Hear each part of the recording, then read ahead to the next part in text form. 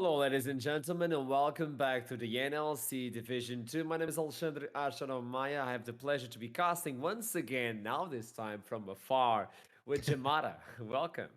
Yeah, no, it feels weird that we haven't cast remote in a little while. We've always basically been together so far Yeah. in Div 2. So yeah, home session today. And hopefully we get some pretty interesting games because of course we had some pretty unexpected results last week, honestly. We did, and I don't know if we can, but it would be brilliant to see how the results so far, the standings for the teams are in Division 2 right now. Because Lightside are in first place, and that is a beauty to be seen. Unique in second place, and then Natives alongside with Rising Dawn Esports. And then you look into Raid Gaming alongside with Munster Rugby Gaming in fifth place. And this is something that nobody was expecting, in my opinion.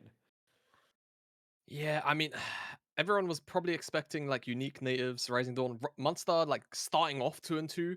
Mhm. Uh, yeah, obviously weren't able to fill the rest of this last week. Lots of things to talk about there, potentially moving into how they'll start to look moving onwards from here. Mm. But yeah, I think the big surprise, probably the top end of the table, right? I think Lightside swinging out the like bursting out the gates at a 4 or 5-1 score rather is super duper impressive, and I'm excited to see. Oh no, 4-1, yeah. Apologies, 4-1. So I'm excited to see how they will continue to develop because this is definitely a side where I feel like most people were expecting yes top half, but right now. Contesting the first place position is definitely not something most were likely expecting. Today we're going to start with Munster Rugby Gaming versus Guarp. This is going to be the first game of the day.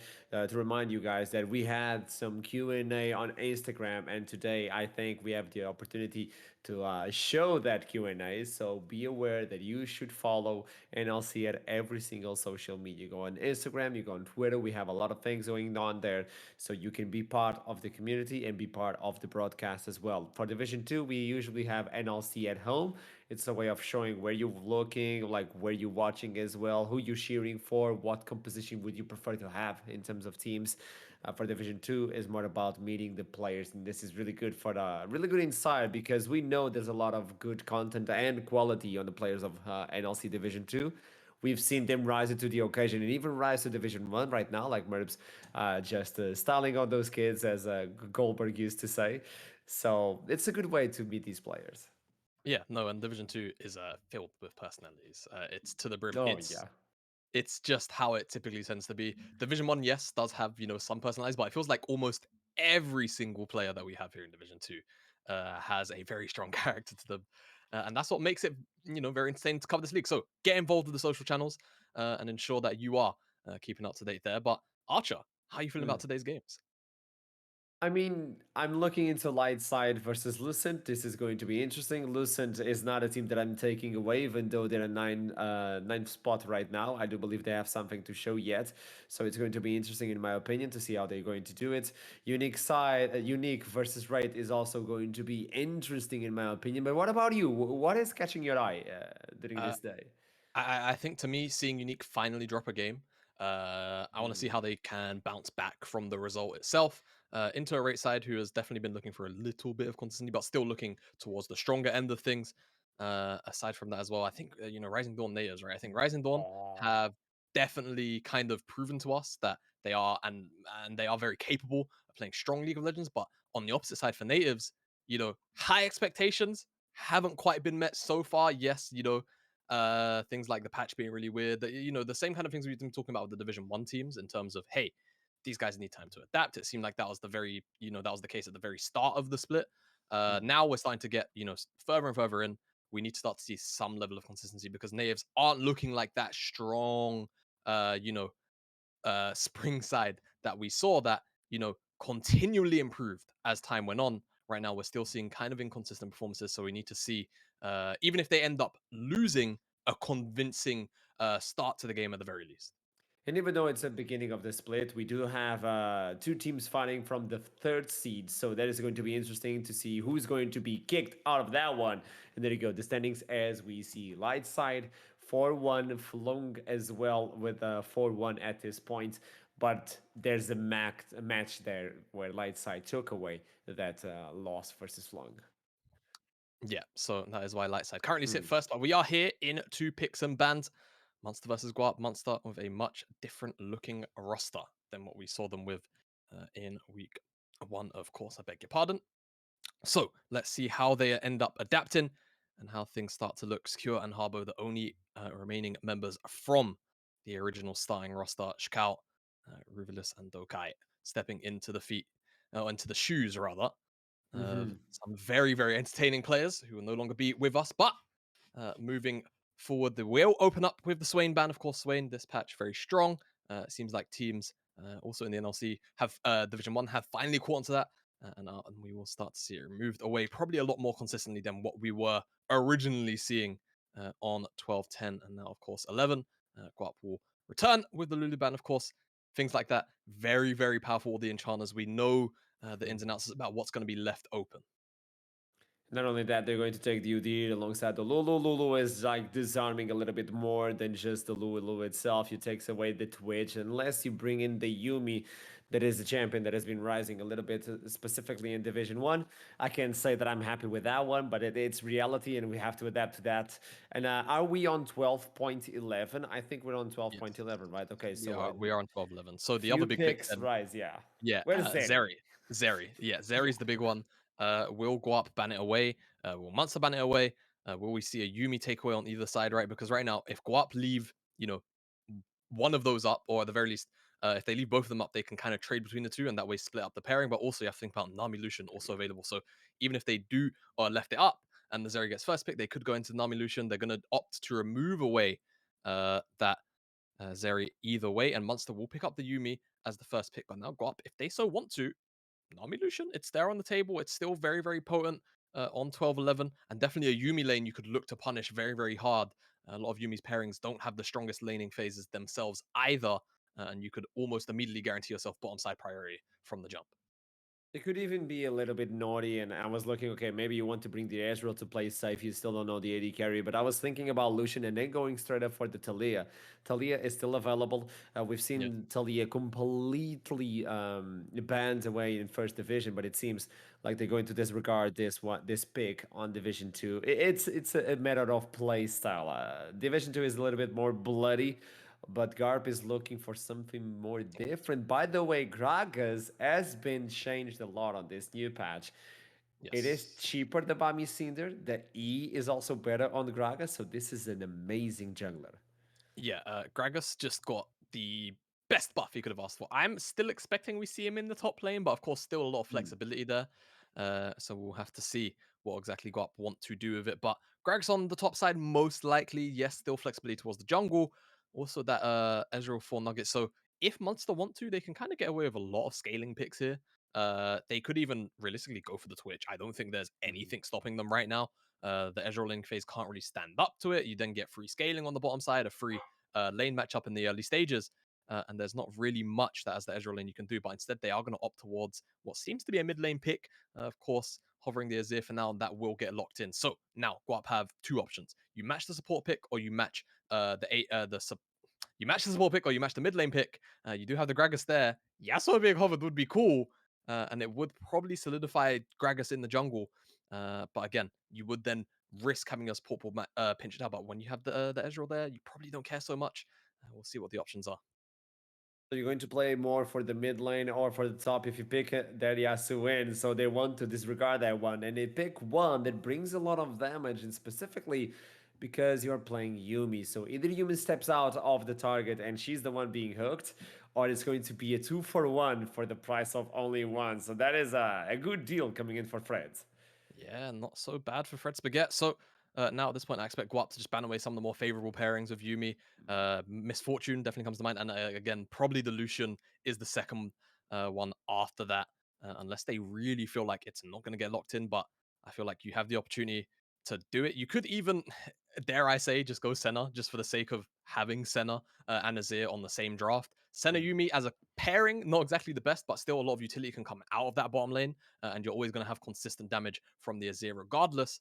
But we'll see exactly what Munster decide to do. For now, they are going to just pick on the Darius, which to me says Skewer, either looking towards a lane bully that could be contested by that pick or a tank pick. But into Vigo. I wouldn't be surprised to see him want to try and go into a carry, as Vigo has traditionally lent onto picks like the Orn, which has actually been banned away on the opposite side. So curious to see what Guap are now going to do with their top side pick, if anything, because of course the Gragas still being there does make things kind of tricky for Munster. I'm surprised to not see them banning away mids because it is definitely the safest thing they could do in this position, considering they have the Azir locked in. There is no clear mid lane answer right now for Guap.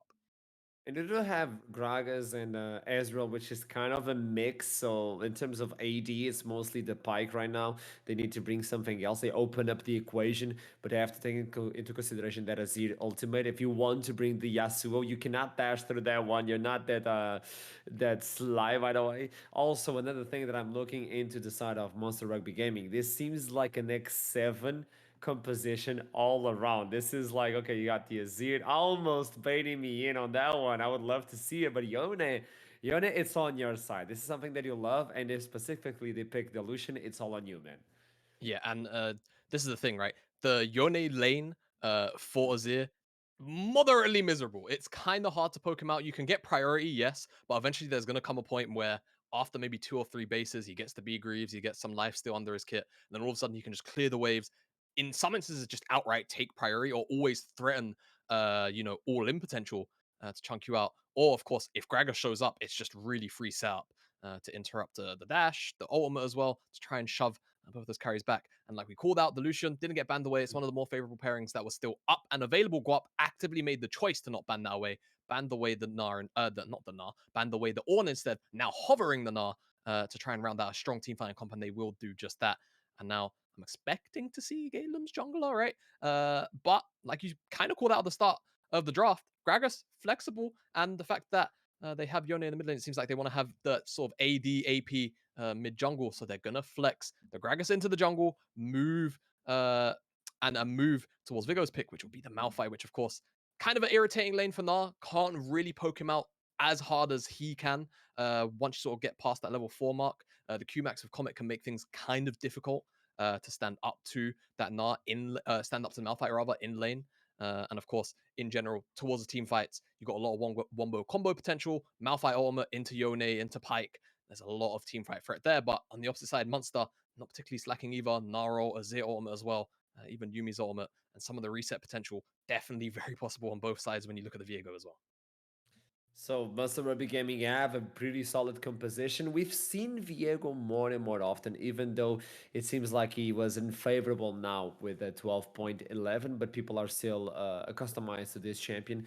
In your opinion, Gemana, how do you feel Viego is working right now? Because you have a lot of options and they seem to fall back into the Viego. I mean, I think for many, right, and I'm gonna sound a bit flamey. I feel like this is one of those Okay. instances where teams and players don't want to, experiment too hard with loads of crazy jungle picks. I'm not saying Viego isn't strong, but I feel like for many junglers now, he is a bit of a comfort pick. And the thing Mm. about Viego is he doesn't really have too many bad matchups, if any at all. Realistically, he can fit into most team compositions. He can fit into dive. He can fit into pillback. Not that he inherently offers a lot outside of damage, but the fact that he offers that sort of, dare I say, X factor in. You get a reset, all of a sudden there is a threat of the resets continuing to roll, right? He has very safe scaling, a very safe early game. He has some of his own setup. So I think it's one of those things where junglers, teams, they just go, oh, Viego's open. We can take it. We know the matchup is probably going to be fine. But also in this game in particular, he's playing into 4 melees. And honestly, picking up the Pike form, picking up even the Yone form, Gragas form, very strong forms to take up inside of resets because their basic abilities are very, very strong as well. So that's kind of why we still see Viego. He's one of those safe picks, which still has very comfortable matchups into most of them out. On the other side, Gollum is going to bring in the Gragas, and this is for the first time, at least in my eyes, on this new patch, the way that it was reworked. There's more damage coming in, and now you have Malphite, you have Gragas, so two ability powered champions, unless you want to be kind of tricky with a Malphite. But obviously, that's not going to happen. But welcome to the Summoner's Rift. There we go. Minions have spawned already. We're at 1 minute mark. We're gonna have our Mountain Drake to say hello to everybody for Division 2 on this day. But curiously enough, I want to see what sort of itemization Viggo Mobson alongside with Gollum are going to bring with the Gragas or the Malphite. Because one of them can go tank, the other one can go more AP. Both of them can go AP and just be a menace to reckon with. And by the way, it's going to be Nugget with piloting the Pike, and Fred Spaghetti is going to be the AD carry, which is like interesting, but there we go. Yeah, no, Fred Spaghetti is the AD carry. I'm not sure what's going on with the HUD. I'm seeing Reed try and fiddle with it. Yeah, I'm confused. Like, I, why is the head like this? it the HUD, yeah, the HUD in our ears is just not moving up on the scoreboard, but you can see on the right hand side it has. So irritating bug. I'm not sure when that will be fixed or if it can. So bear with us there. But to kick off the game, both junglers starting on the top side, so they will meet towards the bottom side, which does definitely mean we have to keep our eyes towards Hmm. the bottom side priority, most likely, unless we see some kind of crossover gank from either jungler. But for now, it seems like Harbo has pretty much complete control of the mid lane. So if anything, it would maybe be Galen that tries to look for an early gank. But there are wards on the entrance and on the jungle camp, so they will spot him out, and Harbo will likely be able to anticipate any kind of move. But yeah, this lane, you're just going to see Azir take a lot of priority in the earliest of stages, but then after that, eventually the Yone, he'll get his items, he'll get the attack speed under his belt, he'll get some life still, and then he will be able to start to pressure out the Azir. Sort of after, like I said, that second, maybe third base if he gets harassed out a little bit too much. To me, this is something that I love, by the way, the Ezreal alongside with the press, the attack. I've seen this before. I love the way they're playing with it, and it brings so much. You are allowed to poke in, and Lucian needs to be careful about this, even Azir in the late game. And if you can kite away Shakal coming in with that Viego, that could be useful, even though that is a smite. I don't know if he stole it away or not. In the mid lane, there's a lot of action coming in by Quick, leaving Harbo really low. Yeah, and that's what I mean. All it really takes is Soul Unbound into a couple of Qs and a knock-up, and you will start to see very quickly Harbo can lose HP. And the trades, again, because you can snap back, you kind of get out of range of the soldiers on the way back out. You don't have to deal with that typical irritating melee harass in most matchups if you're playing something like, the Yone or, Harbo. Hold the point for a second, flash forward. He has to go away, and once again, Ione coming in hot and Quixie with this gameplay at this point is threatening the Azir on the other side. He has to go back. Teleport is available. He might be burning it way too soon, but if you look into Nugget, he was trying to get the recall to stop it and maybe try to fancy a kill. But at least this is such a good start for the Yone. And you told me at the beginning of the game it could be a nuisance for the Yone, but it doesn't seem that way. Yeah, not right now. Quixie piloting this one to pretty good success so far. And I have something else to say. For some reason, the scoreboard is completely broken on us now as well. So I don't even know what CS is. I think, doesn't this bug, I think this bug gets fixed by pulling it down and then pulling it back up, right? Yeah, there you go. There's a gank on the bottom side. We got minions and we finally will get some kills. The sun comes in, but Fred is so low. They cannot finish the kill. And Nugget can fall back into the turret. So 3 men versus 2. They burn a few summoner spells. They burn a few of their own as well. The flash on the jungle alongside with the flash and the ignite on the bottom side. But no exhaust was used by the Yuumi. So that's why Fred is going to run away with his life. Yeah, Fred will get out with his life, but still losing the summoner spells. The lane stay on the bottom side. I think it did crash, so they should be okay. I don't think that was held in a freeze. Quixie, he's trying to get some harass down Tarbo. He really is trying to get this wave to crash. I think, actually, could he flick over to the gold? Because I think he wants the base pretty soon. And that'll be my best guess. He's still a little bit short of Berserker Greaves, so probably after this wave, he'll be looking for a window to get back to base. But notice on the minimap, you see Galen and Nugget both hovering. Probably because Quixie's saying, I want to base on the next wave or this wave so I can get my boots. I need some cover to ensure that I don't get ganked. He's still a little bit short. Because Harbo has shoved this one in, we'll probably look to catch this. And then again, on the next available window, get back to base. So he can hit that very critical early power spike that both Yasuo and Yone share. Tell me something, Jamada, because I know you're a Yone player. You are like that. I love you, dude, but sometimes we cannot be perfect. Ooh. The idea is, when you get those boots, is this enough? Harbo doesn't have the flash available, gets away with the soldier.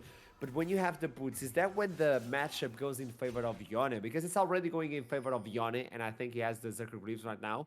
So is this going to be terrible for Harbo? Given how Quixie's been playing it, I think the more resources and scaling that Quixie gets, then yes. I think realistically, it's just going to get harder and harder for the Azir. And again, more attack speed, more movement speed, it just means you're able to get more damage down, you're able to weave away from more of those Soldier War attacks, you're able to get more damage in yourself. And it's just going to slowly turn the trades more and more into Yone's favor. Finally gets the recall in. Actually, had enough gold for a new Quiver, so he's just going to pick that one up instead. And because there was so much priority in trying to get Quixie his reset time up, the first dragon of the game goes towards Guarp. The next one will be a Cloud, so we're in for potentially a bit of a spicy one, I think, with Hextech or Infernal being the dragons of choice. Of course, Ocean is still a possibility, as Skua on top of Vigor.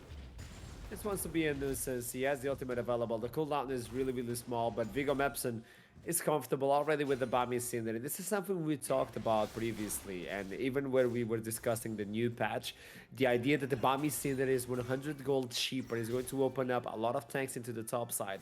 And something that you specifically talked about is tanks need to get some sort of buff on those items. Only Ornn is capable of doing what he can because it's an Ornn. And now with the Bami Cinder a little bit cheaper, maybe we'll get a few more tanks in the top side and no more bruisers. Yeah, so that's what I was saying. When I saw 12-10, my initial thought was, oh, yay, great. Tanks are probably going to be back because, you know, the games are going to get slower, so teams are likely going to want to draft, you know, a little more frontline, a little more front to back. And then what we ended up seeing was not directly that. And tanks actually generally got weaker, right? Because they worked off their base stats, and it was Orcs that opened my eyes to this chain of thought. Tanks use their base stats to kind of one-shot a lot of the squishy champions. With all the squishy champions getting more HP, getting more resist, that became more difficult. So actually on 12-10, a majority of the tanks got weaker, unless your name was Ornn. And then, yeah. And now that we're seeing the compensation, I suppose, I don't know if it's any compensation buffs per se, but now that we're seeing the buffs at the very least, expect to see some more tanks back into the mix. Now that they have a little more stats to work with in general, and they can, you know, more frequently act as that true frontliners. So rotation from Ruvulus and Dokai towards that mid lane. Munster Rugby are on top of this herald right now. Shakao will pick this one up. I'm definitely very excited to see Shakao here on the Munster side. As a player, perhaps Archie, you won't know too much about, but was present in NLC. I believe it was Division 1 all the way back. It was either spring 2021 or summer 2020. And he was a very fun jungler to watch all the way back then. Hoping to see whether or not he can replicate that same level of success here on the Munster lineup. And this is a player that already got himself the Herald really early into the game, uncontested as well. Viggo Mepson couldn't go into that position, so he may be able to open up the map.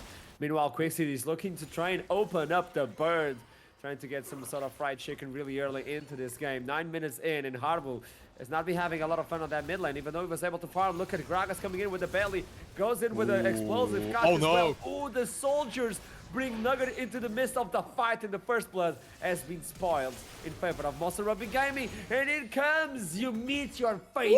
But Quixie is capable of getting away, but there comes the calling out of nowhere. Lucian coming from the bot side, rotating finally, and this is a 2-for-1 in favor of Munster. Oh my god, it's carnage at the chicken pit, Archer. As there's still more action going on. Galen could be in trouble, he still has flash. Galen is able to push him away, but he's going to get rooted on the ground. Look at the ward, revealing where the Gragas is going. You cannot waddle away, my man. He's still flashed in the same angle as the Lost Chapter, so he still gets locked down. Unfortunate. As Viggo Mepson looking towards Skewer. Actually going for an all-in, but he's out of mana, and he's not got the lethal for it. Skewer's going to transform. Transformed gets at least 300 to 400 HP, and Viggo Mepson is forced to just look into Gnar, getting beefed up, all jacked up in 1 second. And it's like, wait, I go to the gym 3 months, and you go in 1 minute? I don't like this. Yeah, neither do I, but I think that chicken fight was so interesting because Guarp, they've been focused on trying to pick up a bit of a lead for this Yone for so long. And now we see, you know, the face check from Shakao. Unfortunately, Nugget tries to flash forward with the Phantom Undertow, but he doesn't find the angle for the double stun. Quixie finally gets the Soul Unbound cooldown back off cooldown. Harbo flashes away from the Fate Sealed, but isn't able to actually pick up anything Shakao. But fortunately, Lucian and Yuumi had priority, get the first move. And even though the Ezreal ult did clip onto the Viego, he doesn't end up dying. And then Gale, he just walks back in. That's so bizarre. I'm not sure why. To be honest with you, just lost your mid laner. Just lost your support as well. It's just greedy. Nothing else to really say about that one. And the last chapter as well. Yeah, just... I think it wasn't expecting for the war to be there. No, I don't think it was. But either way, that means that Munster get 3 kills off the back of a play that was definitely Guarp orchestrated, and Ruvulus gets slingshotted towards his Gale Force already, so he's really powerful now, and he's always going to have Yuumi in his back pocket. Skewer just going for a little bit of a light trade, and I say light, even though he commits his whole kit to it, but Viggo Mepson already that tanky, be eating that much damage. And again, Guarp continue to siphon pressure towards the mid lane, and I imagine they will look towards this dragon No priority for now, but I do feel like Munster, they could have an angle to potentially contest this if they wanted to because of how strong Lucian is. But it seems like the call is just to let it go. Don't go towards it for now. Viggo Motson has teleport advantage. Skewers in mini. Even though we have this really strong Lucian, the rest of the map is just not quite prepared to contest it.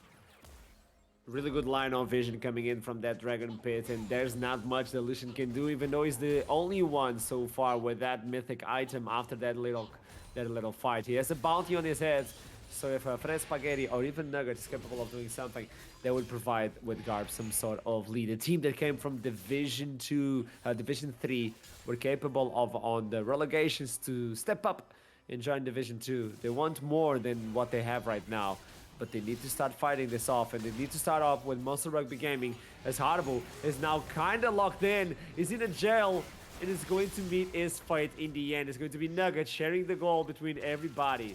And this is the second kill in favor of Guarp, almost tying it up. Yeah, Guarp find themselves a kill on the Stars. Quixie has just been making it so awkward for Harbo, even though he's down a little bit of CS. You've seen how the trading patterns have been going. It's just a fun matchup from the Azir side. Yone just has so many answers to a lot of his kit, and the trading patterns, again, just not favorable for the Azir. And will only continue to get worse. But for now, Harbo does have his Luden, so he's on a bit of a power spike for now. I don't think Yone is going to be basing anytime soon for his Amor Shilbo. But on the bottom side, again, Ruthless really, really strong right now. There's only one plate left on that bottom side tower. I think the Herald was dropped down there, and I just about missed it. The goal that there's not a lot of discrepancy. If you look into that, look at 20,000 gold for each, like the 200 gold apart, 100 at this point, even though there's no plates on the bot line. So obviously that was the Herald, but where is Guarp getting all that gold? I mean, right now, I think it's... I don't even know. Why? The 2 kills? That... Math. I think it was Pipe sharing the gold between everybody that made it kind of even, because there's a lot of plates gone, but the gold is tied up. Yeah, and that's the thing. Guarp don't really have that many plates on the other side either. They have one mid lane plate. That's about it. Well, speaking of plates, they've fallen off, so no more to be had for the rest of the game. I think both these teams in pretty okay standing in terms of how they feel about the game state for now. And again, both these sides, a lot of scaling aspects to them. I think this will end up being a game of execution if we continue to see this kind of level game state.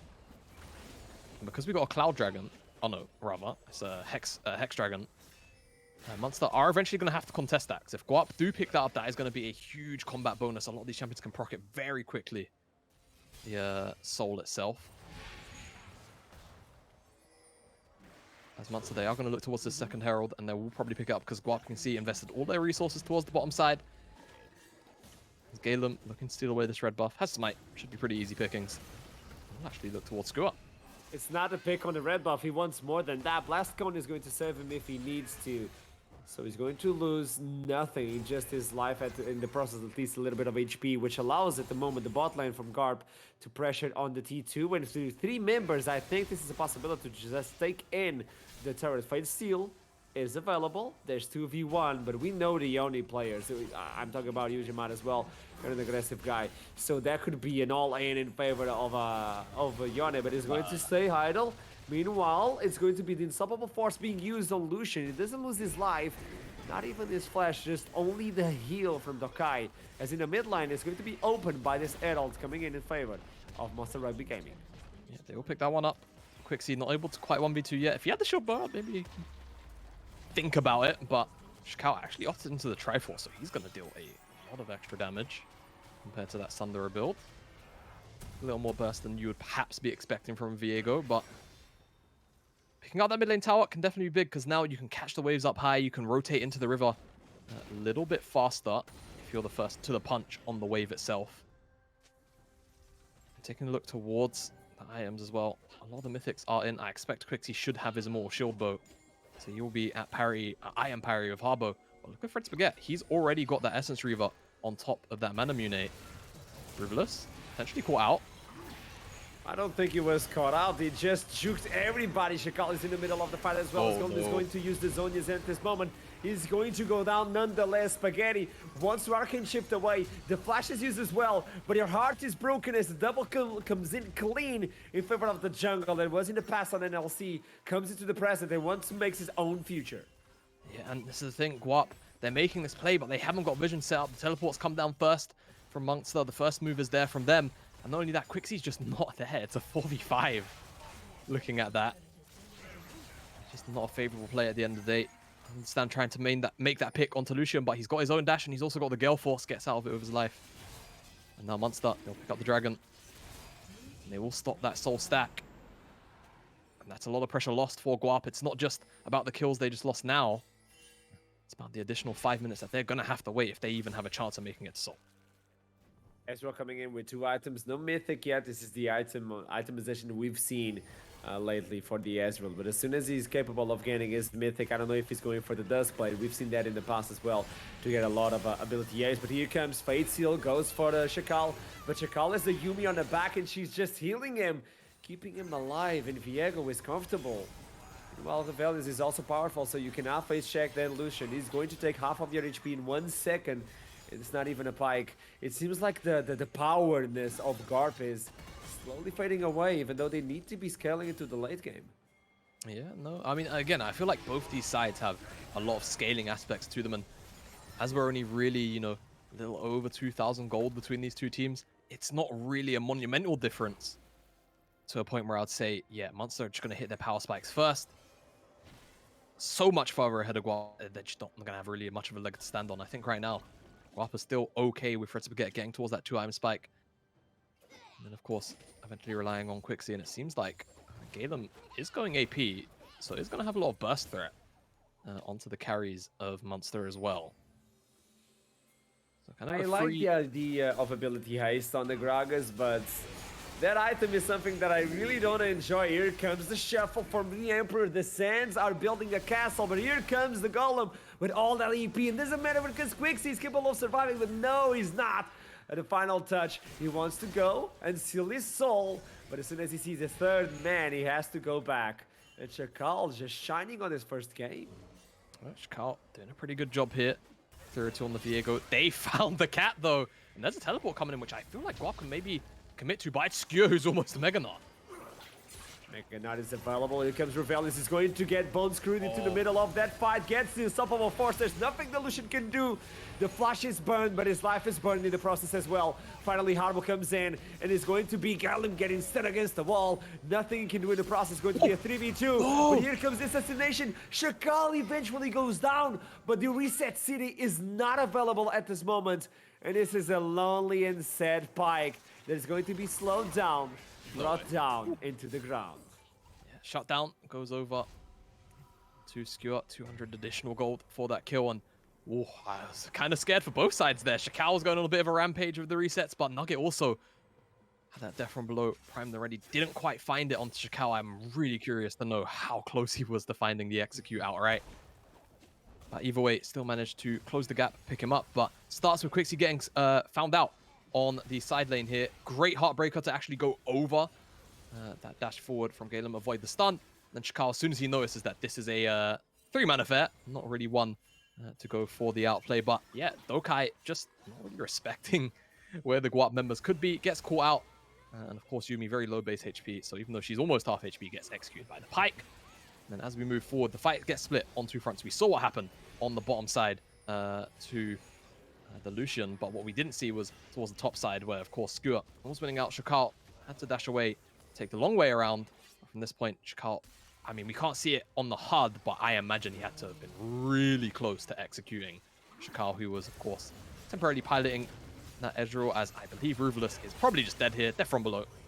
And more gold will be spread, but here's the Monster Boys. The boy wants to come in. Shakal gets thrown into the middle of the pit. It's 3v1. Here comes the shuffle from the Emperor. I don't think this is enough. Viggo Mapson now trying to run away with his life, but this is a small rock. You cannot move. Skewer is going to transform into Mega Gnar. Gets a slow on Fred Spaghetti. The ultimate is available. He's going to push him backwards, and Spaghetti tries his best to survive. Even with the exhaust is not enough. Munster Rugby Gaming with 13 kills versus 7, Jamada. Munster ahead in the kill lead, but the gold still remains almost as it was about 5 minutes ago. 2k difference. Most actually is going to be closed up here as Quixie finds himself a tower on the top side of the map. So despite almost doubling the kills that Guarp found, a lot of that gold is being made up by Nugget, I imagine. If we flip over to the gold, yeah, 7.1k. He almost has as much gold as his AD carry. An absurd amount. Actually, can we get a gold check? Because he's found a lot of death from below. In terms of like, can we click on Pike and hover over his R? Because I think he's definitely made at least 1k. He got hit shift. 1.5k. 1500. Yeah. Oh. Pike is a good champ. So, you know when we was wondering why the gold was like, you know, as close as it was earlier? There you go. And Pike hadn't found all of those ultimates, so he was a bit confused. Now it makes sense because he's found about 4 or 5 of them since. We'll be keeping Guarp afloat. Stay afloat, yeah. But, speaking of staying afloat, Guarp, well, we won't say staying afloat is maybe the correct way to describe the game state for them. They were definitely looking to potentially stack up those Hex Dragons. Haven't been able to find the last 2, so now they stand at Dragon Parry, which means in 10 minutes time, depending on who picks up the dragons and how, we could see that Hex Soul spawn in. Up 2 apiece means that no soul for at the very least another 10. The gates are open as well, so this could be an interesting game. 2x stack, I wouldn't say soul, but at least stacks in favor of Munster Rugby Gaming. That's a lot of haste and attack speed for the team out of nowhere. If they get an additional one, they're going to put themselves in soul point as well for the X stack. And if you can get those 4, I mean, that's a lot, especially coming in from Illusion alongside with the Azir. Every single member in the team, except the little cat, can use that soul into the fullest. I know Yuumi can proc it. I know Yuumi wants the haste, but it's still Yuumi. Nugget, you okay? You know, sometimes you gotta try. Sometimes you look into a mountain and you say, I want to climb it, but you forgot your shoes. And the other shoe as well. So, well, 2 shoes now. Okay, at least you got the pair. Meanwhile, they want to pair up Golem alongside with Fred Spaghetti. They get the Golem. He goes golden, and this is the perfect opportunity. Quixie is already out of the fight. I think Shakal as well, but Yuumi is now reading the pages from the book and trying to get that heal going on. They could try to put themselves in a position to try and fight for this Baron, but this could be a risky situation if they want to. Yeah, no, I don't think Baron will necessarily be on the cards just yet. Guarp lose their Yone ultimate, but on the opposite side, Munster did blow 3. Heartbreaker, Yuumi ultimate, even the culling, definitely very impactful. So for now, Guarp running with the ultimate economy. Let's see what they can get done. Just poking and prodding for now. Just pressure over the Baron. There's nothing else to really be had for right now. Expect anything too crazy. But definitely you can see both these teams. The mentality is we want to butt heads. We want to try and just find a favorable team fight. Because both these teams are on Spike, right? I mean, look towards Viego. He's got that Blade the Ruin King on top of the Triforce. Witsend also available for the Gnar on the side lane. So he's having a pretty good time. Also, Lucian has those 2 items, but on the opposite side, you can say the exact same thing, right? Quixie has that Infinity Edge Spike. Same thing for Ezreal on there as well, with his 2 items working towards the Dirk as well. I find it really interesting that the Gnar went straight up for the Witsend, so he's looking to get that split push. On the other side, Viggo Mobson is really tanky. I was thinking we could go for something like the Blade Cleaver if you really want to get that split push, but apparently he's favoring other items due to the fact that he also has to deal with the Gragas, and even though Ezreal is an AD, it brings a little bit of magic damage as Keyword is going to be cornered against the wall. A wall is kind of good for the Gnar. He still stays strong as the Mega Gnar comes in with 3 members against the wall. It's Quixie. He's going down way too fast, but Nugget got himself the first kill. Is this enough to unlock the fight in favor of Guarp? Or Ruvelos arriving is more than enough for the team of Munster Rugby Gaming coming back into this one. Is the Azir alongside with Illusion. That is the perfect ultimate coming in from Shurima. And Shakal now gets a reset. He wants to go for Golem as well with the double kill. And maybe now they can go into the Baron, Jamada. And that's what I mean, the team fights can get so close, and it's always going to be about execution. When the gold has stayed so close, the teams have been so relative in power. And that will be Munster that start this one up. Shakal will get the Yuumi on his back, and they'll just let the Azir shred through this one slowly. Nothing Guarp can really do about it. We'll see Nugget try and poke and prod. Harbo is losing a lot of HP over time, but think he should be okay. Death from below, still a couple of seconds from coming off cooldown. And unless we see an absolute miracle, which we won't, Smite comes in, Chakal picks up the Baron, and now Munster truly have a massive lead to work with in terms of the pressure that they have for the map. Let's take a look into the replay because the fight seemed really lost at the beginning, but eventually they found foot. Guide me through this one, Jamad, if you can. Yeah, so it's Viggo Mopson only really expending the ultimate on the Gnar, but then you see the Gnar gets pulled back in. It sets up for a massive Gnar, and even though the Gnar goes down, it just sets everybody on Munster up to have a successful team fight. The knock to the side from Harbo, or rather from the cask, allows Harbo to get actually a better position to knock everybody on the side of Guarp into the wall.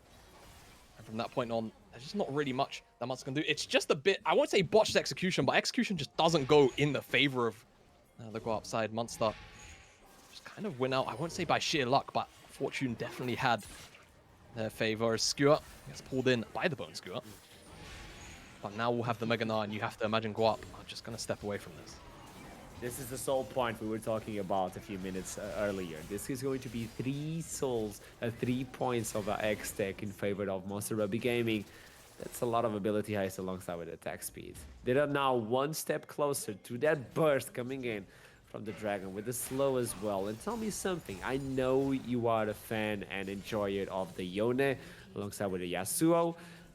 The thing is Yone capable of joining this game? Because so far, Quixie has been having some issues approaching with Yone. Yeah, definitely in the team fights. He had a very good read on how to play that laning phase into Harbo. Yeah. Definitely had a lot of firm control there and had a lot of help, mind you. But since then, team fight's been a little bit quiet. And again, Yone is one of those champions. All it takes is one good Fate Sealed, one good ultimate, and the combo can come in, and all of a sudden the game looks entirely different. That's always the thing about a pick like Yone. So flashy. You know, the mechanical skill cap does kind of mean that eventually, if execution isn't met, he's just going to look like a bit of a bad pick. But this moment that you see a connection come in with that ultimate can be absolutely game-changing. As Quixie, speaking of, looking onto Shkal, not going to find anything. 17-9. This could be the game for Munster Rugby Gaming to separate themselves of the middle of the standings. They could be looking into the top of them. Even though we're really early into Division 2, it doesn't matter because you need to get those points as soon as you can. Remind yourselves that we have relegations on Summer Split, but also promotions as well, because Division 1 will have relegations, and there are a lot of teams looking into the teams of Division 1 and saying, man, this could be my opportunity. This could be my opportunity to just step in, show myself, go for European Masters as well, try to get myself in the bigger stage like NLC. All ladders start at one point, and you need to start climbing. This could be the opportunity for these players on Division 2. You never know if you can achieve that dream and make it a reality. At this point, it looks good for Munster Rugby Gaming so far. Only 4,000 gold of a lead, but that's due to Pike. Yeah, Pike existing has yeah, it's something. Definitely enabled a much smaller gold deficit my lord, than you'd probably expect in a game state like this. Yeah, 1.8k. Yeah, my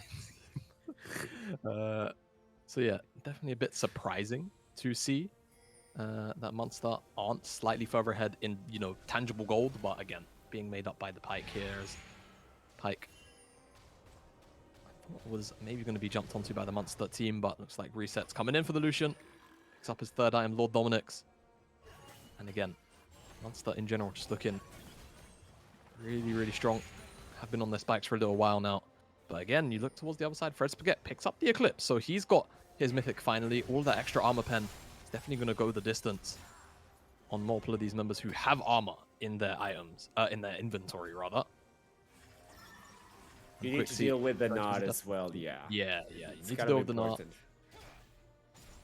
So far, it's definitely been some pretty good Gnar ultimates as well that have kind of cemented Munster in the position that they're in.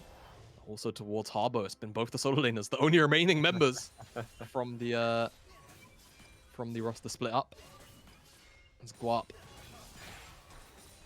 Still look strong, still look like they're in a position to contest at the very least, and that's the positive thing from this game state. They just need to be able to get themselves in a position where they can set up these team fight ultimates to actually land onto the carries, because that's the key thing. We saw Viggo Mopson in that topside fight before Munster get the Baron. Only use it onto a Meganar. And at that point, I believe it was Nugget that accidentally pulled the Meganar into his team. You need to see some of these abilities be used a little more efficiently, shall we say, as Arbo. Oh, Golem is going to get engaged and didn't wait for Azir to bite the hook and sink him in. Meanwhile, Malphite taking as much as he can, but all those bullets piercing through the mountain.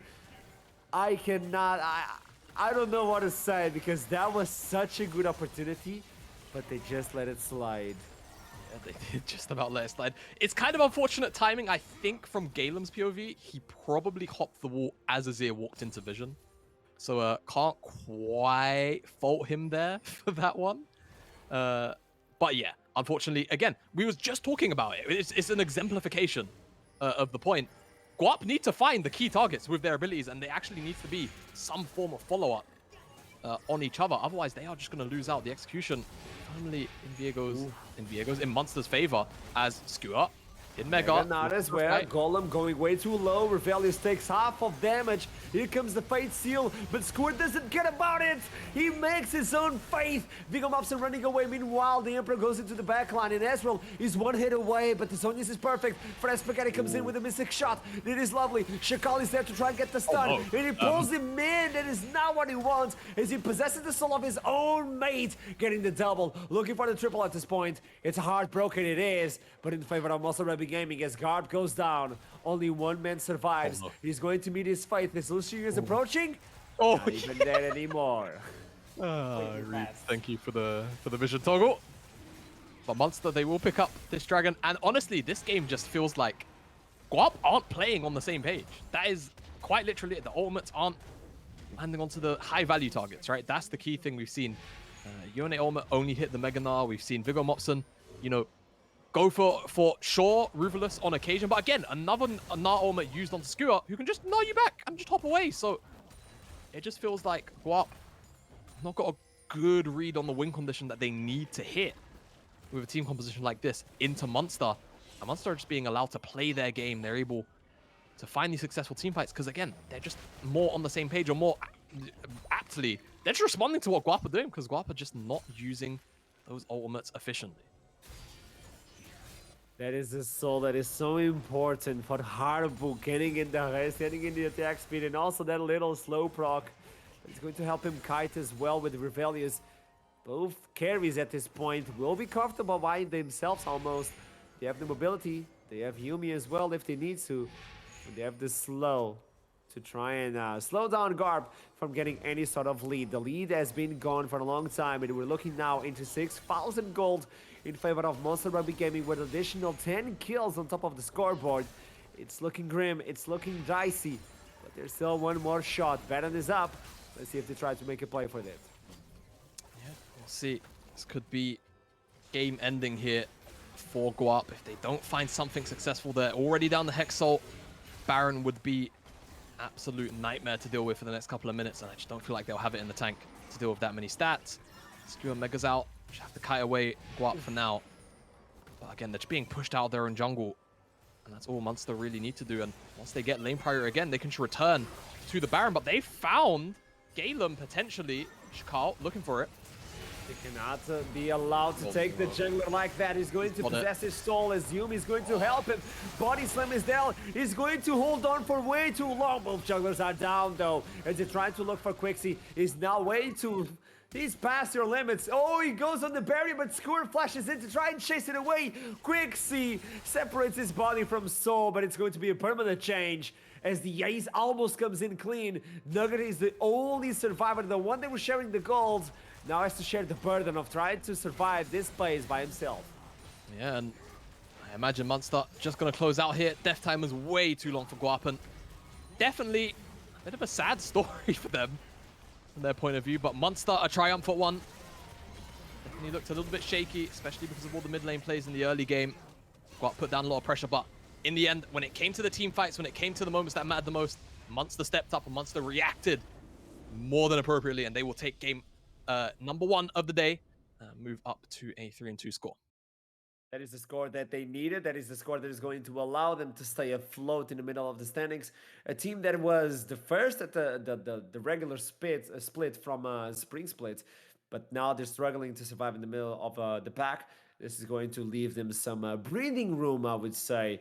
And this is a good way to start their week so far. It's Division 2, and Tuesdays, it's going to be the first day of the week for this specific division. For those of you who are not aware, Thursday is the second day, as we have on Monday, and on Wednesdays, Division 1 for the NLC. So far, well, this is a good start for Munster Rugby Gaming. We should jump into a little break before we head on into the interviews to talk with the players to understand what happened, what didn't happen, and what could have been.